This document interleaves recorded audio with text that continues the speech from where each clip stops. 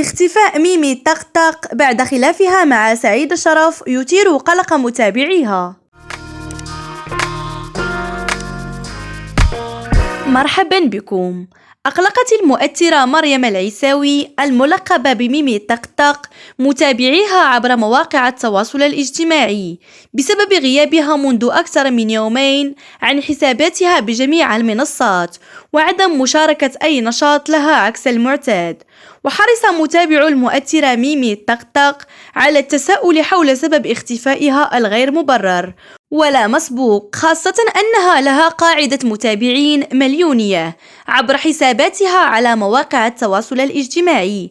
وتساءل محبو مريم العيساوي إذ ما كان غيابها له علاقة بالخلاف بينها وبين الفنانة سعيد شرف، كونها عزمت عن مقاضاة الأخيرة بعد أن تقدمت بدعوى ضدها بمحكمة الدار البيضاء. وأعلنت ميمي طقطق في وقت سابق من خلال فيديو شاركته عبر حسابها الموثق لنفس المنصة السالف ذكرها أنها قدمت الاعتذار للفنانة سعيد شرف في وقت سابق، غير أن الأخيرة لم تقم بأي رد فعل أو مبادرة لإنهاء الخلاف.